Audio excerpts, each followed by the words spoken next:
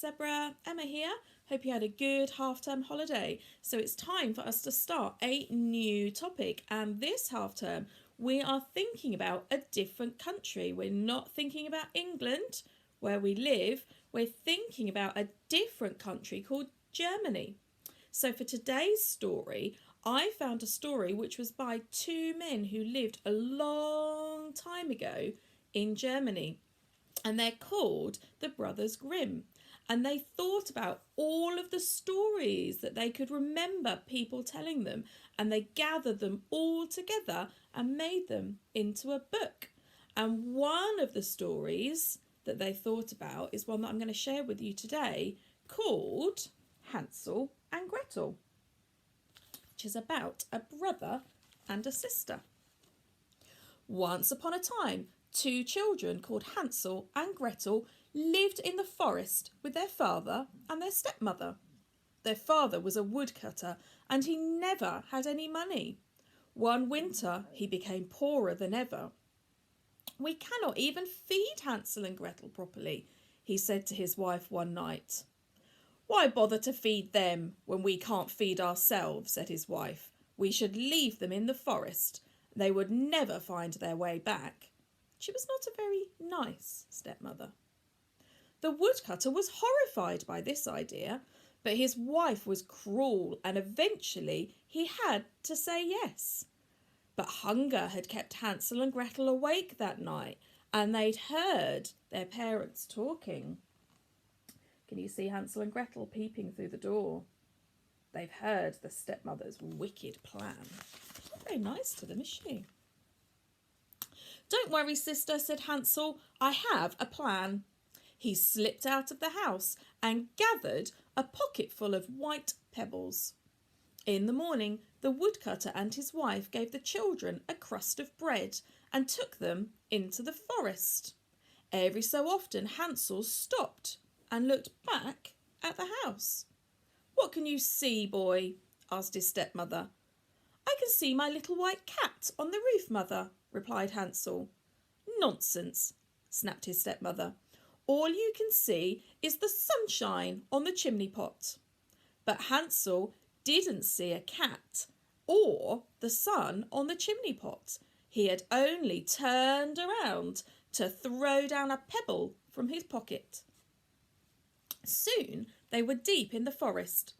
The woodcutter built a fire and told the children to wait while he and his wife went away to chop more wood. Hansel and Gretel waited and waited, but no one came back. Night fell and the wolves began to howl. Hansel and Gretel were scared.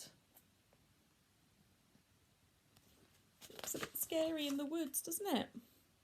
"Don't be afraid, sister," said Hansel. "The moon will be out soon and we'll find our way back home." When the moon rose, the white pebbles gleamed like silver coins and guided the children back to their house. The woodcutter was amazed and really happy when the children came home, but his wife was furious. She had failed once again to get rid of the children, but she would not fail again. In the morning, for the second time, the woodcutter and his wife led the children deep into the forest. Hansel stopped every so often to look back at the house. "What can you see, boy?" asked his stepmother. "I can see my little white pigeon on the roof, mother," said Hansel. "Nonsense," snapped his stepmother. "All you can see is the sunshine on the chimney pot." But Hansel didn't see the pigeon or the sunshine on the chimney pot. He had only turned around to drop crumbs from the crust of bread his father had given him. Again the children were left to wait by the fire, and again the wolves began to howl as night fell. But this time, when the moon rose, no crumbs gleamed to guide the children back home, for all the birds had eaten them. Oh no, what are they going to do? For 2 days, Hansel and Gretel walked in the forest looking for the way home. There were only berries to eat, and at night they sheltered wherever they could, hoping the wolves would not find them. On the third day, when they were very tired and hungry, they saw a beautiful snow-white bird and followed it. You see the bird? There it is. As they stumbled into the clearing, they saw in front of them a house made of gingerbread cake. The roof was sponge cake, the chimneys were twisted sugar canes, and the windows were made of sugar, baked as clear as glass. Hansel rushed forwards and broke off a piece of the roof. As he ate it, a little voice sang out, "Nibble, nibble, little mouse, who's that nibbling at my house?" Hansel answered, "Do not fear, no mouse is near. It's only the wind in the trees you hear." Wow, look at that house. That looks tasty. I wonder Hansel wanted to nibble some. He broke off another piece of the roof while Gretel pulled out a window pane and started eating it. Just then, the door of the little house opened and out came an old woman. She smiled at the children and beckoned them in.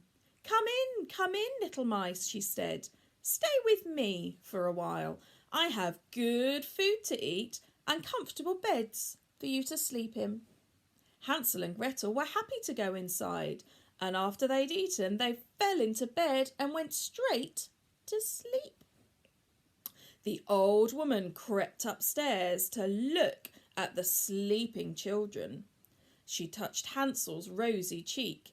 "Yes, I shall eat that one first," she said, and she laughed quietly.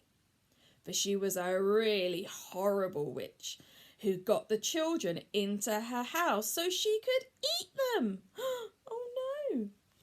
In the morning, the witch locked Hansel in the cage and ordered Gretel to cook him a meal.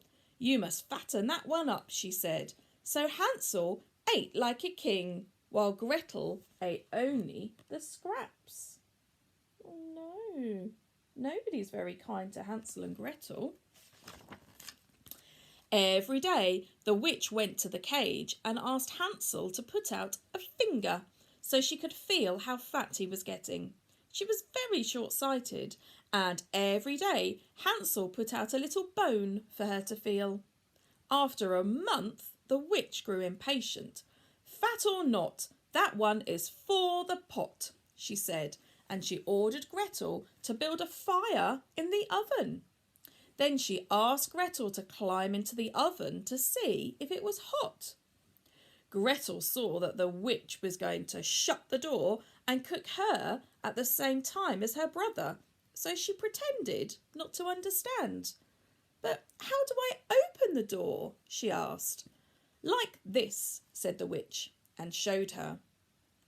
"But how do I climb in?" asked Gretel. "Climb in like this," said the witch, and she crawled into the oven. At once, Gretel slammed the door and the witch was cooked. "The witch is dead, the wicked witch is dead," sang Gretel, and she ran to release Hansel from the cage. The children snatched up a bag of the witch's gold and ran away from the house as fast as they could. Before long, they had run right through the forest and back home.